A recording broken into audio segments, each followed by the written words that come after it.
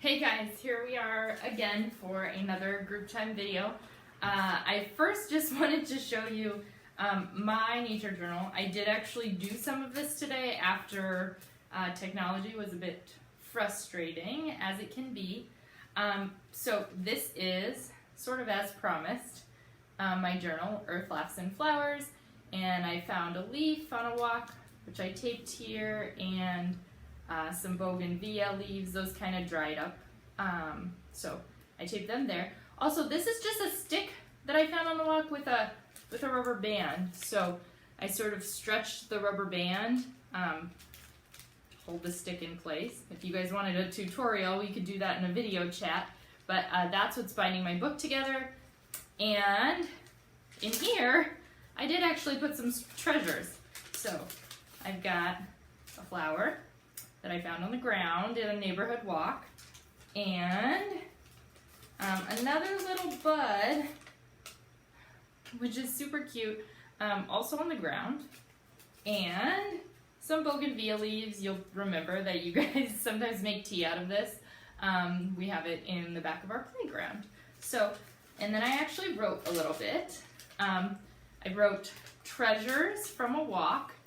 And I said I was amazed to find all of these things on the ground. I actually didn't pick anything off of trees. That's important. There might be beautiful flowers in people's lawns. We definitely don't want to just go pick the beautiful flowers. So everything that I found, I actually found on the ground, which is cool because when I first gave you guys this assignment, I wasn't totally sure what we would find in our neighborhoods. So I decided that I was going to call myself a neighborhood naturalist.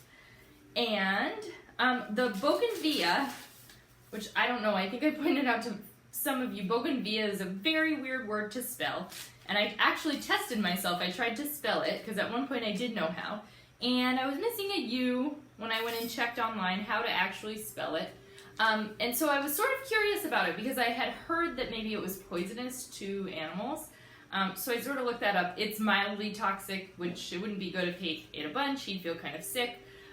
But I think mostly he's okay. So anyway, also when I looked that up, oh, they're falling out. Also, when I looked that up, I found out that they are native to South America. So that was interesting. I didn't know that before. So they do well in sort of climates where we don't get a lot of water, which is why ours are still thriving out there in the backyard. So now I'm going to read you guys a story that actually relates to our art of the day. And it's called The Monster Bed by Jean Willis and Susan Varley.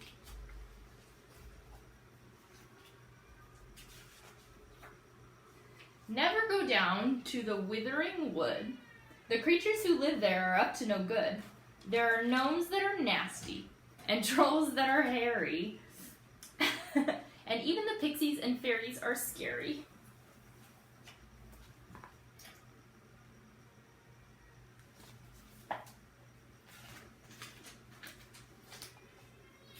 Oh, never go down there unless you are brave, for you might wander into the dank, gloomy cave, where a monster named Dennis resides, with another and much larger monster who is Dennis's mother.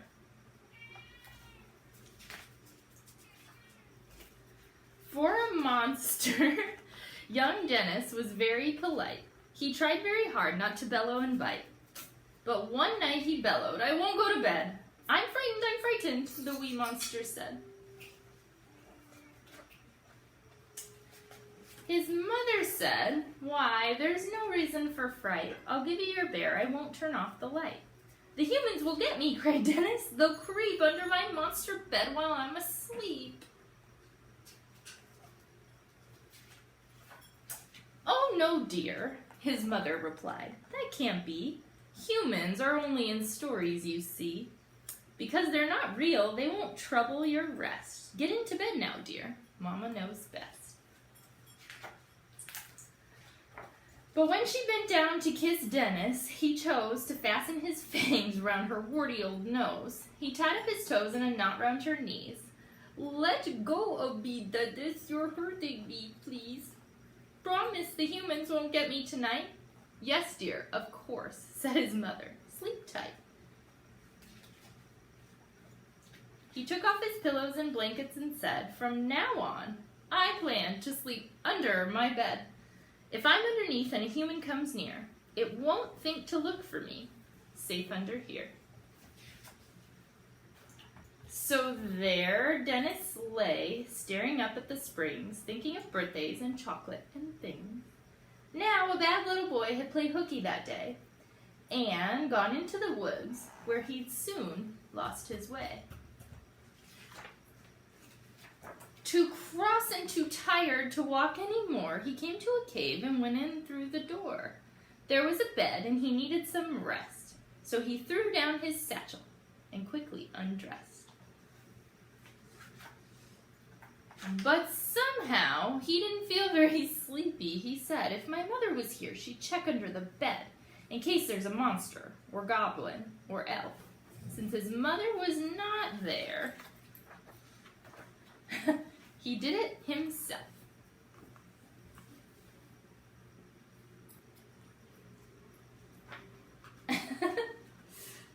From now on, dear reader, you'd better be brave. Don't go into the woods or to Dennis's cave, or you might meet his mother. Just think how you'd feel if she were to tell you that you are not real. So, the monster bed. And we are drawing monsters with our name today. So I'm just going to set these aside. And grab my markers. So, our lesson is sort of in symmetry, because we are going to do some name symmetry with our art today. So what symmetry is just a line that you take and put down a figure, and the sides sort of mirror each other. So if you were to draw a line of symmetry,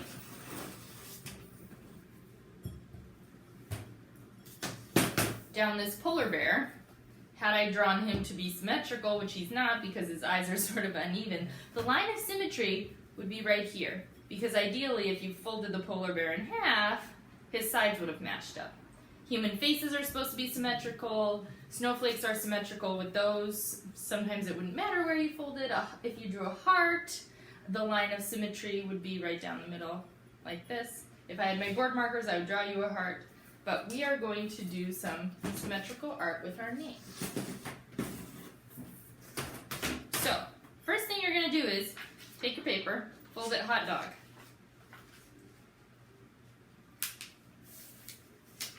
Long like a hot dog. Now, I did it with another paper, a scratch paper. I don't know that it would have really mattered because this is sort of square. I folded this one. I started this one already to kind of test this.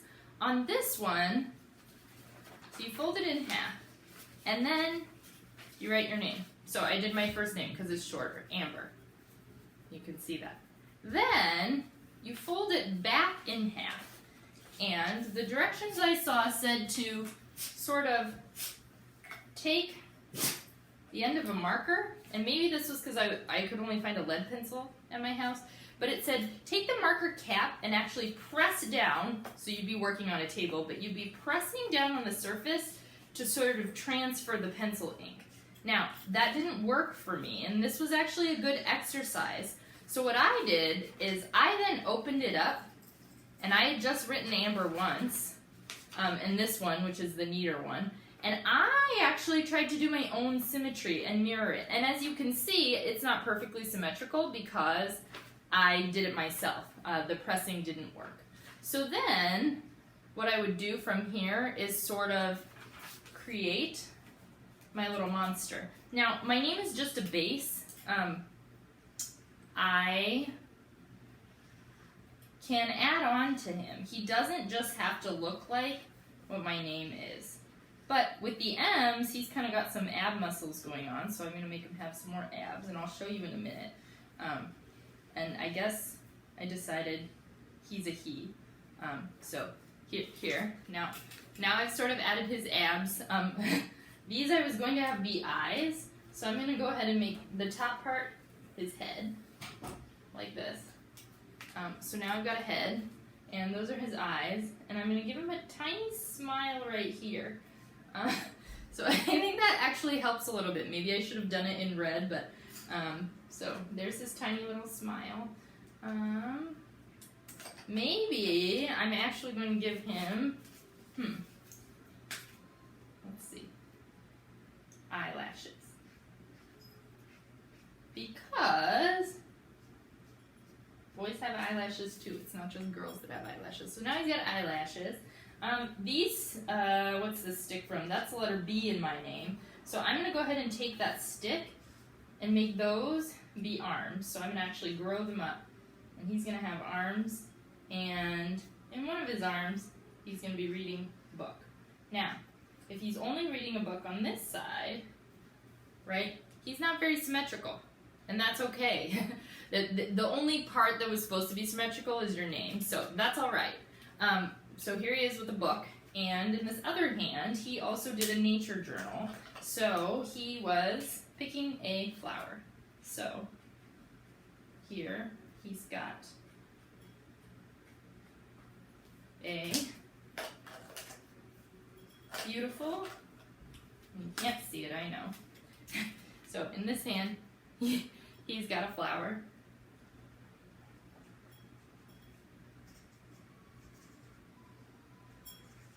So there he is, with his flower and his book, and let's see, I'm gonna kind of make, oh, and I'm noticing something else that I did not make symmetrical here with my E's. Yeah, so if you guys can see, look, see, I didn't even make symmetry here with the E's. So actually, I am just going to sort of use them as a circular shape and make him be wearing some shorts. I'm going to ignore those E's because I don't really like it. E. Now I'll add some more swirlies. So it looks like I did that on purpose. He's got a swirly pattern on his shorts. And then, yes, what color have I not used? Let's get some teal in here. I've only got 5 colors. I'm sure you guys have more colors at home. Let's see. And the R. And gonna add some more stuff here. Maybe these are his shoes. I don't know. So anyway, this is my creature with my printed name. And I'm going to try the same process but with cursive and see if the transfer works. And I won't make you guys watch me draw my cursive. I'll just show you later, maybe in the next group time video, what it looks like. But I am going to try to transfer and see if that works. And really maybe it's, you might need to use a real pencil for this, like a thicker pencil, and it would work. So again, fold it hot dog. Your name, you write, so you want the fold facing you. So when you write it, the fold should be facing you. Now, one of the things in the directions also is if any of your letters have tails, you sort of just don't do the tails. So now, none of my letters have tails, so I don't have to worry. But yours might. So, there. I've got amber. And then, if I had written darker, I would unfold, take it, fold it in half the other way. So, oh, you guys can't see what I'm doing. So, it says amber. Now I'm folding it in half the other way. And I'm going to sort of try that press down thing, but I'm not totally sure it'll work. Which is okay if it doesn't, because it's good practice to try to actually do symmetry. And if you have papers at home and you mess up and you can practice, just go ahead and keep practicing. So right now on my board, I'm just sort of pushing down and seeing if it will actually transfer. You guys hopefully will have better luck. But practicing is a good idea too. You have more blank paper. Make as many mistakes as you want. This is actually my only one. Oh, and the transferring did not work at all. So I think the trick to that will probably be a real pencil. Now, this one actually, I would say, If your pencil trick doesn't work, to actually do symmetry for cursive is going to kind of be tricky. I invite you to try if you would like to try. I'm not going to do that in this video because it will take too long, but maybe I will try it on my own and show you later. But hopefully you've enjoyed that sort of process. I would say start with your name and printing first, definitely. That's an easier way to do it if the transfer doesn't work. And here's my monster. And this monster who's scared of humans. So we should never be scared of monsters. And now you can find a spot for music. And I actually have my script on my handy dandy clipboard today, so I don't have to read off of my phone. And this week's feature composer is Antonin Dvorak. The feature composition is Slavonic Dance No. 7. Dvorak's challenge as a composer was to create a composition that would capture the joyful, carefree mood of a folk dance. He begins Slavonic Dance No. 7 with a bright, hopping melody played by the oboe and bassoon, and later by the whole orchestra. Dvorak creates a carefree feeling by constantly changing tempo from slow to fast, to slow and back again.